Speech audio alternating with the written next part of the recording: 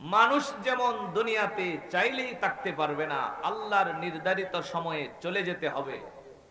আল্লাহ রাব্বুল আলামিন বলেন, দুনিয়ার মানুষ, যেই পৃথিবীতে তোমরা বসবাস করো সেই পৃথিবীটাকেও আমি আল্লাহ রাব্বুল আলামিন নির্ধারিত একটা মেয়াদ দিয়া তৈরি করেছি। যখন পৃথিবীর সময় ফুরিয়ে যাবে, তখন এই সুন্দর পৃথিবী সাজানো গোছানো এই পৃথিবী আমি আল্লাহ রাখবো না, ধ্বংস করে দিব। এই উপরের আসমানটা ফেটে যাবে, জমিনটা নড়াচড়া আরম্ভ করবে। আল্লাহ রাব্বুল আলামিন বলেন, এমন প্রচন্ড নড়াচড়া আরম্ভ হবে, জমিনের নিচের যত মূল্যবান সম্পদ আছে, আল্লাহ রাব্বুল আলামিন বলেন, জমিন সমস্ত সম্পদগুলি উপরে বমি করে বাহির করে দিবে। জোরে কন্যা সুবহানাল্লাহ। আল্লাহ এই কথা সূরা জিলজালের মধ্যে বলেন। আল্লাহ রাব্বুল আলামিন বলেন, ইযা যুলজিলাতিল আরদু জিলজালাহা ওয়া আখরাজাতিল আরদু আসকালাহা। ও দুনিয়ার মানুষ, স্মরণ করো, আমি আল্লাহ তাআলা যে পৃথিবী বানিয়েছি, এই যে উপরে আসমান নিচে জমিন, আর এত সাজিয়ে গুছিয়ে আমি আল্লাহ রাব্বুল আলামিন জগৎ তৈরি করলাম, এই দুনিয়া দেখার পর মনে হয় না এই দুনিয়া কখনো ভেঙে যাবে, নষ্ট হয়ে যাবে, ধ্বংস হবে। কিন্তু আল্লাহ তাআলা বলেন, শুনে রাখো, দুনিয়ার জন্য নির্ধারিত সময় দেওয়া আছে। যখন সেই সময় ফুরিয়ে যাবে, আমি আল্লাহ রাব্বুল আলামিনের হুকুমে দুনিয়া কিন্তু ধ্বংস করে দেওয়া হবে। উপরের আসমানটা ফেটে যাবে, যেই তারকাগুলি উপরে দেখা যায় সেগুলি খসে খসে জমিনের উপর পড়া আরম্ভ হয়ে যাবে। এই যে বিশাল বিশাল সমুদ্র, এই সমুদ্রের পানিগুলার মধ্যে উদ্বেগ সৃষ্টি হয়ে যাবে, পানিগুলি ডানে বামে ওঠা আরম্ভ করে দিবে। আল্লাহ রাব্বুল আলামিন বলেন, শুধুমাত্র তাই না, জমিন তার গুরুত্বপূর্ণ মূল্যবান সম্পদগুলি উপরে বাহির করে দিবে। কিন্তু আশ্চর্যের কথা হলো, সেই দিন দুনিয়ার মানুষেরা শুধু তাকিয়ে তাকিয়ে দেখবে, আর কেউ স্বর্ণ রূপা আর মূল্যবান সম্পদ উপার্জন করার কোনো মানসিকতা রাখবে না। মানুষের আশ্চর্য হয়ে যাবে আর চিৎকার করে বলতে থাকবে, ওয়াকালাল ইনসানু মালাহা। এই যে জমিন মূল্যবান সম্পদগুলি বাহির করে দিচ্ছে, স্বর্ণের খনি, তেলের খনি, কয়লার খনি, রূপার খনি, যেই সম্পদগুলি নেওয়ার জন্য সারা বিশ্বের প্রত্যেকটা দেশের মধ্যে প্রতিযোগিতা তৈরি হয়ে যায়। কথা বলুন ঠিক কিনা? কে কার কাছ থেকে সম্পদগুলি কেড়ে নিয়ে যাবে। কিন্তু ওই দিন ওই জমিন তার সমস্ত সম্পদগুলি উপরে বাহির করে দিবে, সম্পদের বন্যা সামনে বেয়ে যাবে, কিন্তু মানুষেরা শুধু তাকিয়ে তাকিয়ে দেখবে। ওই সম্পদ গ্রহণ করার কোনো একজন মানুষের মন মানসিকতাও রইবে না। সুবহানাল্লাহ। নবীজি বলেন, কিয়ামত হয়ে যাবে, মহাপ্রলয় হবে। যেই প্রলয়ের পর আল্লাহ রাব্বুল আলামিন আবার এই পৃথিবীকে শান্ত করবেন, কিন্তু এখন যেমন দেখা যায় ওই রকম হবে না। আল্লাহ রাব্বুল আলামিন বলেন, আমি বিরাট একটা মাঠ আকারে পৃথিবীকে প্রস্তুত করব, বিশাল ময়দান, এত বড় ময়দান হবে। নবীজি সাল্লাল্লাহু আলাইহি ওয়াসাল্লাম বলেন, দুনিয়ার শুরু থেকে হযরতে আদম আলাইহিস সালাতু ওয়াস সালাম থেকে নিয়ে কিয়ামত পর্যন্ত যত মানুষ এই পৃথিবীর বুকে আসবে আর এসেছে, সমস্ত মানুষগুলাকে আল্লাহ একটা ময়দানে উপস্থিত করে দিবে। সুবহানাল্লাহ। তার মানে বোঝা যায় এই পৃথিবী চিরকাল থাকবে না, এই পৃথিবী ধ্বংস হয়ে যাবে। আল্লাহ রাব্বুল আলামিন এই কথা পবিত্র কোরআনের এক জায়গায় না একাধিক জায়গার মধ্যে বলেছেন, বান্দারে, এই পৃথিবী কিন্তু টিকবে না। যত সুন্দর করেই তুমি পৃথিবী সাজাও না কেন, যত মজবুত করে তুমি পৃথিবীর বিল্ডিং গুলি করো না কেন, যেদিন আমার ফেরেশতা ইসরাফিল সিংহাই ফু দিবে, সেদিন ইসরাফিলের সিংহার ফুয়ের সামনে পৃথিবী টিকে থাকতে পারবে না। সুবহানাল্লাহ। আল্লাহর রাসূল বলে, আল্লাহ রাব্বুল আলামিন তার বড় বড় যে ফেরেশতারা আছে, এদের মধ্যে একজন ফেরেশতার নাম হলো হযরত ইসরাফিল আলাইহিস সালাতু ওয়াস সালাম। আল্লাহ তারে একটা দায়িত্ব দিচ্ছে। দায়িত্ব কি? নবীজি সাল্লাল্লাহু আলাইহি ওয়াসাল্লাম বলেন, একটা সিংহা মুখের সামনে দিয়া আল্লাহ রাব্বুল আলামিন দাঁড় করায় রাখছে, আর বলে রাখছে, ইসরাফিল, যখন আমি আল্লাহ রাব্বুল আলামিন হুকুম দিব, আদেশ করব, সঙ্গে সঙ্গে সিংহার মধ্যে ফু দিয়া দেব। সিংহায় যখন ফু দেওয়া হবে, আল্লাহ তাআলা বলেন তখনই মহা প্রলয় আরম্ভ হয়ে যাবে। এমন দুনিয়ার ধ্বংসলীলা দেখবে, এই পৃথিবী টিকে থাকবে না। এই যে এত মজবুত করে সারা বিশ্বের মানুষগুলি পৃথিবীকে সাজানো আরম্ভ করেছে, কার চাইতে কোন দেশটা বেশি উন্নত করা যায়, বেশি মজবুত করা যায়, বেশি চাকচিক্যময় করা যায়, আল্লাহ রাব্বুল আলামিন বলে টিকবে না, টিকবে না। যেদিন ইসরাফিল সিংহায় ফুৎকার দিবে, সেদিন সমস্ত কিছু ভেঙে চুরমার হয়ে যাবে। কথা বলুন ঠিক কিনা? নবীজি সাল্লাল্লাহু আলাইহি ওয়াসাল্লাম সাহাবাদেরকে কিয়ামতের কথা শোনাইছে। ও সাহাবায়ে কেরাম, যেই পৃথিবী ধ্বংস হয়ে যাবে, সেই পৃথিবী সাজিয়ে লাভ নাই, যেটা টিকে থাকবে সেটা সাজাও। দুনিয়ার জিন্দেগি তোমার ফুরিয়ে যাবে। দুনিয়াতে যদি হাজারো কিছু সাজিয়ে যাও, বলেন তো একদিন শেষ হবে কিনা?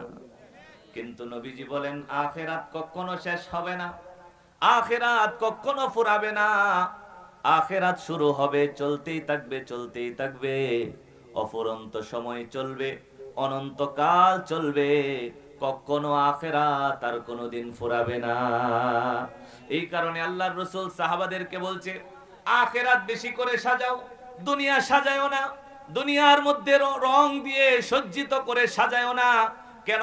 কারণ এই তুমি যেমন এই পৃথিবীর মধ্যে চিরকাল থাকতে পারবে না, আল্লাহ রাব্বুল আলামিনের এই পৃথিবীও কিন্তু চিরকাল টিকে থাকবে না। নির্ধারিত সময় যখন ফুরিয়ে যাবে, আল্লাহ তাআলার হুকুমে ইসরাফিল সিংহায় ফু দিয়ে দিবে, আসমানটা ফেটে পড়বে, তারকাগুলি খসে পড়বে। এমন কি আল্লাহ তাআলা বলেন, যেই বড় বড় বিশাল বিশাল পাহাড়গুলি আমি আল্লাহ জমিনের উপর স্থাপন করে দিলাম, সেই পাহাড়গুলি পাতলা তুলার মতো বাতাসের সাথে উড়া আরম্ভ করে দিবে। সমস্ত পৃথিবী ধ্বংস হয়ে যাবে, মহাপ্রলয় আরম্ভ হবে। কিন্তু বড় আফসোসের বিষয় হলো, মহাপ্রলয় কখন সংগঠিত হবে সেটা পৃথিবীর কেউ বলতে পারে না। জোরে কোন ঠিক কিনা? সাহাবায়ে কেরাম রাসূলের কাছে গেছে, গিয়ে বলতেছেন, ইয়া রাসূলুল্লাহ, পৃথিবী ধ্বংস হয়ে যাবে, এটা তো সত্য কথা, এটার উপর ঈমান আনলাম। কেন কেউ যদি এই কথার উপর বিশ্বাস না করে যে দুনিয়া ধ্বংস হবে, নবী বলেন তার ঈমানটাই পূর্ণাঙ্গ হয় নাই। কেন? ঈমানের একটা অংশ হলো কিয়ামতের দিনের উপর বিশ্বাস করা। কথা বলুন ঠিক কি? এবার সাহাবায়ে কেরাম চিন্তা করতেছে, নবী যেহেতু কিয়ামতের কথা বলে, আর আল্লাহ রাব্বুল আলামিন যেহেতু কিয়ামতের কথা বলছে, তাহলে হয়তোবা নবীজি সাল্লাল্লাহু আলাইহি ওয়াসাল্লাম কিয়ামতের কথা জানতেও পারে। কথা বলুন ঠিক কিনা? সাহাবায়ে কেরাম গিয়া জিজ্ঞাসা করছে, ইয়া রাসূলুল্লাহ, ইয়া হাবিবাল্লাহ, তাহলে কিয়ামতটা কখন হবে? নবীজি সাল্লাল্লাহু আলাইহি ওয়াসাল্লাম বলেন, কিয়ামত কখন হবে এই জ্ঞান, কিয়ামত হওয়ার সংবাদ একমাত্র একজনের কাছে আছে, পৃথিবীর আর কারো কাছে নাই। শুধুমাত্র একজন বলতে পারে কিয়ামতের সুনির্দিষ্ট সময়। জোরে আওয়াজ দিয়ে বলেন তো তিনি কে? আর জোরে বলেন তিনি কে? আল্লাহ। আল্লাহ ছাড়া পৃথিবীর আর কেউ বলতে পারে না কিয়ামত কখন সংগঠিত হবে। এর একটা উজ্জ্বল প্রমাণ হলো, নবীজি সাল্লাল্লাহু আলাইহি ওয়াসাল্লাম একদিন সাহাবায়ে কেরামদেরকে নিয়ে বসে আছেন। আপনারা যেভাবে বসছেন, নবীজি আপনাদের এরকম এমন সাহাবায়ে কেরামদেরকে রেখে এরপরে আল্লাহর রাসূল আলোচনা করতেছে। তবে মাইক ছিল না, হ্যাঁ, এরকম চেয়ার ছিল না, স্টেজ ছিল না। আমার কথা বুঝেন? বুঝেন? পিছনেরা বুঝেন? নবীজি সাহাবায়ে কেরামদেরকে সামনে রেখে এরপরে আলোচনা করতেছে।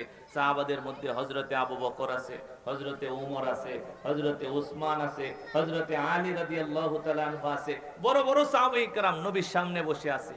এই মুহূর্তে হযরতে ওমর রাদিয়াল্লাহু তাআলা আনহু হাদিসটা বর্ণনা করেন, বুখারীতে আসছে, মিশকাত শরীফ সহ বিভিন্ন হাদিসের কিতাবের মধ্যে আসছে। হযরতে ওমর রাদিয়াল্লাহু তাআলা আনহু বলেন, আমি হঠাৎ করে তাকায়া দেখলাম আল্লাহর রাসূলের কাছে একজন অপরিচিত লোক আসছে, যার গায়ের মধ্যে সাদা ধবধবে পোশাক পরা আর মাথার চুলগুলি কুচকুচে কালো। জোরে কোন সুবহানাল্লাহ।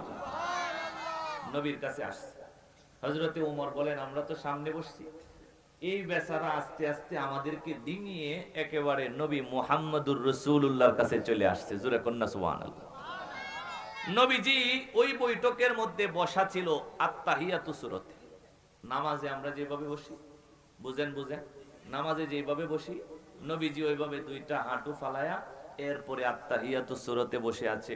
হযরতে ওমর রাদিয়াল্লাহু তাআলা আনহু বলেন, আমি তাকায়া দেখলাম এই লোকটা আমাদেরকে ডিঙিয়ে যেতে যেতে নবী মুহাম্মদুর রাসূলুল্লাহ সাল্লাল্লাহু আলাইহি ওয়াসাল্লামের একেবারে সামনে চলে গেছে।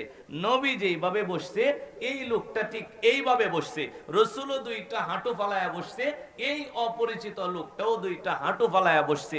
এমন কি হযরতে ওমর বলেন, তাকায়া দেখলাম নবীর দুইটা হাঁটু মোবারকের সাথে এই অপরিচিত লোক তার দুইটা হাঁটুরে মিলায়া বসছে। জোরে কন্যা সুবহানাল্লাহ,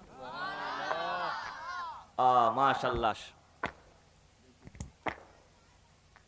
কি কারেন্ট আসছে ভাই? আল্লাহু আকবার, আল্লাহু আকবার, আল্লাহ আসছে তো, কারেন্ট আসছে। হ্যাঁ, সবাই বলি আলহামদুলিল্লাহ। এতক্ষণ ঝামেলা হইতেছিল, হ্যাঁ, যান্ত্রিক ত্রুটি ছিল। আল্লাহ তাআলা এই কারেন্টটা যেহেতু আসছে, মাহফিলের পরিবেশটা সুন্দর করে দেন। সবাই পড়ি আল্লাহুম্মা আমিন।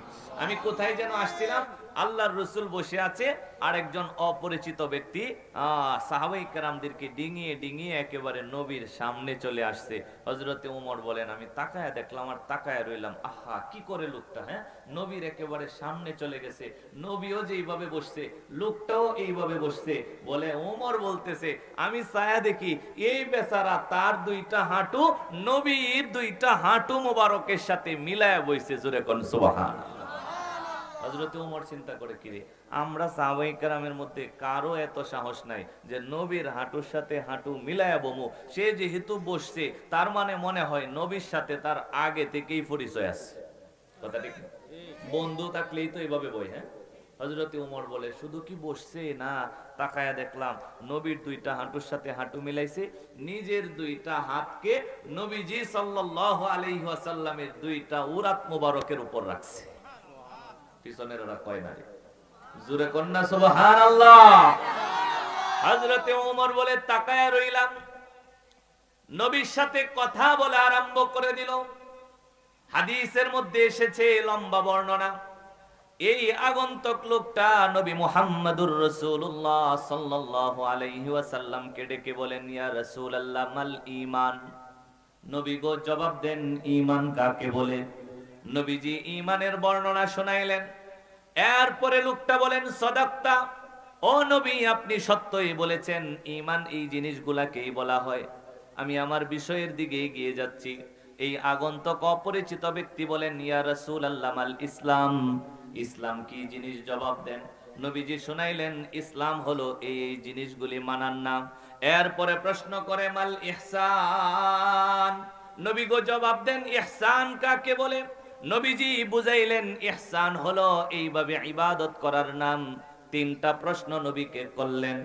এরপরে ওই ব্যক্তির 4 নাম্বার প্রশ্ন ছিল, ইয়া রাসূলুল্লাহ আপনি তো জানেন ঈমান কি, আপনি জানেন ইসলাম কি, আপনি বলতে পারেন ইহসান কি, তার মানে আপনার কাছে আমার 4 নাম্বার প্রশ্ন হলো, মাতা তাকুমুস সাআহ।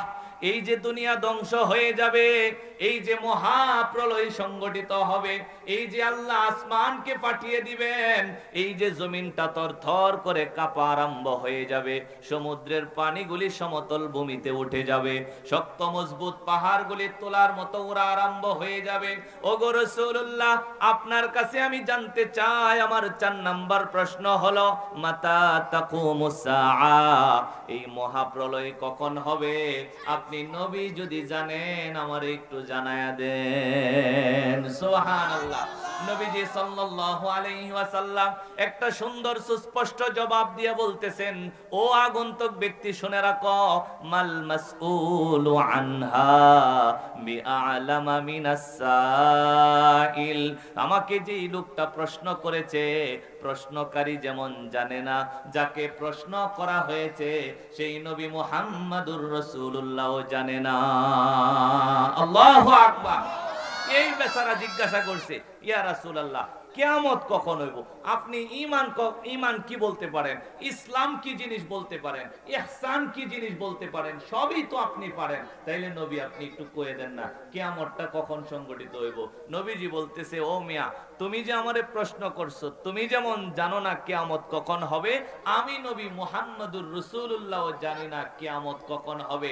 এই ব্যক্তিটা চলে গেছে রসুলের সামনে থেকে উঠে। আল্লাহর রসুল পরের দিন হযরতে ওমরকে ডাক দিছে। ওমর তো হাদিসটা বর্ণনা করছে। হযরতে ওমরের ডাকে এনে বলতেছে, ওমর, কালকে যে একটা লোক আসছিল, চিনছিলা তারে? হযরতে ওমর বলে, ইয়া রাসূলুল্লাহ, আমি চিনছি না। আল্লাহু ওয়া রাসূলুহু আলাম, আল্লাহ চিনছে আর আল্লাহর রসুল চিনছে, আমি চিনি নাই। নবীজি বলেন, ও ওমর, গতকালকে যিনি আসছিলেন তিনি দুনিয়ার কোনো মানুষ না, আল্লাহর পক্ষ থেকে পাঠানো সাইয়্যিদুল মালায়েকা হযরত জিবরিল আলাইহিস সালাতু ওয়াস সালাম। জোরে কন্না সুবহানাল্লাহ। নবীজি বলতেছে, জিবরিল আসছিল তোমাদেরকে কিছু জিনিস শিখাইয়া দেওয়ার জন্য। জিবরিল আমারে জিজ্ঞাসা করছে, আমি জবাব দিছি, ফাঁকে দেয়া তোমরা পুণ্য লাইছো। তো তোমরা যে জিনিসগুলো শিখে ফেলছো, আল্লাহ এই কারণেই পাঠাইছে। ও ভাই, আমি আমার বিষয়ের দিকে চলে যাচ্ছি। আমি বলছিলাম কিয়ামত হবে এটা সুনিশ্চিত, কিন্তু কখন হবে সেটা পৃথিবীর কেউ বলতে পারে না, একমাত্র আল্লাহ তাআলা ছাড়া। আল্লাহর পরেই সবচেয়ে উন্নত আসন হলো জনাবে মুহাম্মদুর রাসূলুল্লাহ সাল্লাল্লাহু আলাইহি ওয়াসাল্লামের।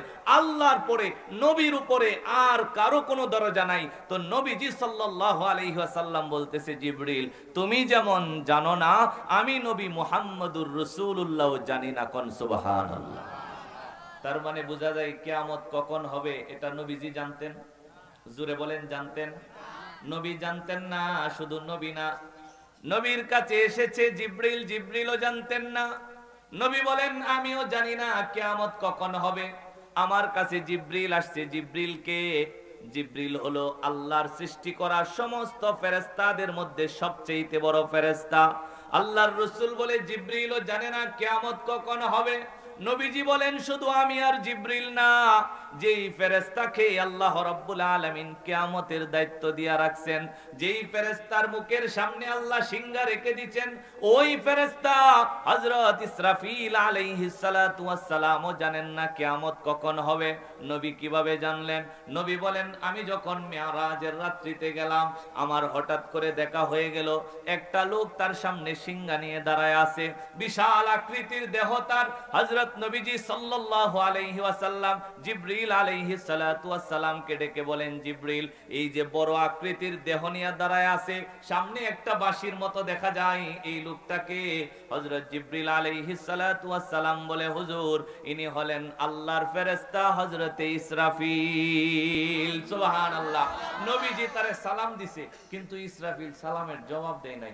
নবীজি আবার দিছে, ইসরাফিল সালামের জবাব দেয় নাই। নবীজি আবার দিছে, ইসরাফিল সালামের জবাব দেয় নাই। নবীজি আশ্চর্য হয়ে গেছে, কিও, আমি এতবার সালাম দিতেছি, 3 বার দিলাম, এরপরে আমার সালামের জবাব দিচ্ছে না, কারণটা কি? হযরত ইসরাফিল আলাইহিস সালাতু ওয়াস সালাম অবশেষে বলেই উঠলো, ইয়া রাসূলুল্লাহ, ইয়া হাবিবাল্লাহ, আমার মন চাই আপনার সালামের জবাব দেই, কিন্তু আমি তো জানি না কিয়ামত কখন হবে, শুধুমাত্র আমার রব জানে। আমি তো সেই দায়িত্ব নিয়ে দাঁড়িয়ে আছি, রব যখন আদেশ করবে তখন ওই সিংহায় ফু দিয়ে দিব।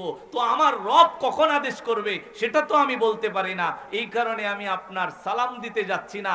যদি এর মাঝখানে রব আদেশ করে আর যদি ফু দিতে দেরি হয়ে যায়, তাহলে আমার আল্লাহর হুকুমটা আমার মানা হবে না। জোরে কোন সুবহানাল্লাহ। তার মানে বোঝা যায়, নবী যেমন জানে না, জিবরিল যেমন জানে না, যেই ফেরেশতা সিংহায় ফু দিবে, ইসরাফিল ফেরেশতাও জানে না কিয়ামত কখন হবে। শুধুমাত্র একজন জানে, ইন্নাল্লাহা ইনদাহু ইলমুস সাআ, কিয়ামত সংগঠিত হওয়ার জ্ঞান, কিয়ামত সংগঠিত হওয়ার সময়, কিয়ামত সংগঠিত হওয়ার অবস্থা শুধুমাত্র একজনের কাছে জানা আছে। আওয়াজ দিয়ে বলেন, তিনি কে?